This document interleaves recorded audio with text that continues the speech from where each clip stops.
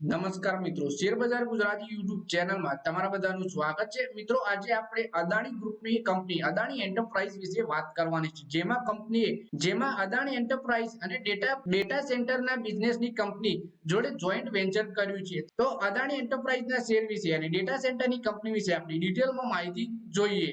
તો મિત્રો, આપણે વાત કરીએ કે એશિયાના બે દિગ્ગજ બિઝનેસમેન હવે ડેટા સેન્ટર બિઝનેસમાં પણ એકબીજાની સામે બે હાથ કરતા જોવા મળશે। આપણે વાત કરી રહ્યા છીએ મુકેશ અંબાણી અને ગૌતમ અદાણીની। મુકેશ અંબાણી થોડા મહિના પહેલા જ ડેટા સેન્ટર બિઝનેસની શરૂઆત કરી ચૂક્યા છે। તેમણે બે અમેરિકન કંપનીઓ સાથે જોઈન્ટ વેન્ચર કરીને ચેન્નઈમાં તેમના કેમ્પસની શરૂઆત કરી દીધી છે। હવે મુકેશ અંબાણીની પીચ પર ગૌતમ અદાણી બેટિંગ કરવા માટે પણ ઉતરી ગયા છે। એજોકોનેક્સ નામની કંપની સાથે જોઈન્ટ વેન્ચર કર્યું છે। ખાસ વાત એ છે કે અદાણીએ પોતાના બિઝનેસને આગળ વધારવા માટે 3 વર્ષનો ફૂલ પ્રૂફ પ્લાન બનાવી દીધો છે।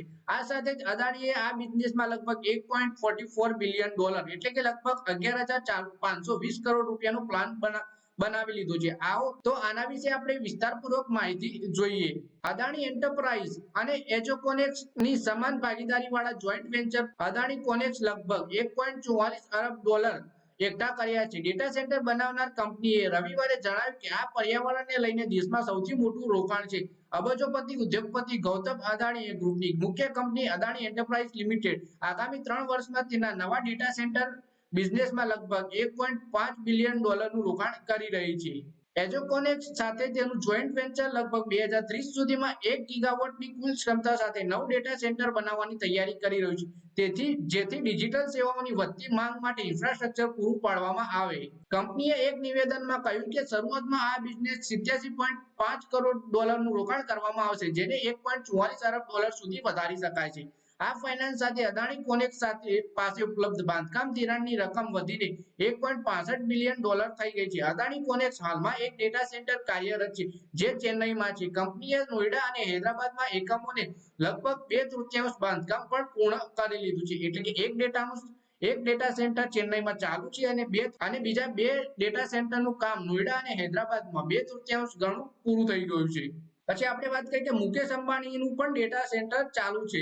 રિલાયન્સ ઇન્ડસ્ટ્રીનું ડેટા સેન્ટર ચેન્નઈ કેમ્પસમાં શરૂ થઈ ગયા છે। તેના માટે કંપનીએ કેનેડાની બ્રુકફિલ્ડ એસેટ મેનેજમેન્ટ અને અમેરિકા સ્થિત ડિજિટલ રિયલ્ટી સાથે પાર્ટનરશિપ કરી છે। ત્રણેય પાર્ટનરશિપ 33% છે।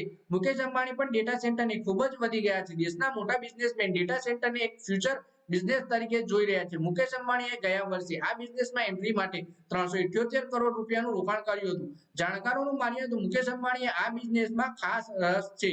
આગામી વર્ષોમાં મુકેશ અંબાણી દ્વારા વધુ રોકાણની પણ કરી શકે છે ડેટા સેન્ટર બિઝનેસમાં। પછી આપણે અદાણી એન્ટરપ્રાઇઝના શેર વિશે વાત કરીએ તો આમ તો અદાણી તરફથી રોકાણ માટે એલાન કર્યા બાદ અદાણી એન્ટરપ્રાઇઝના શેરોમાં તેજી જોવા મળી શકે છે।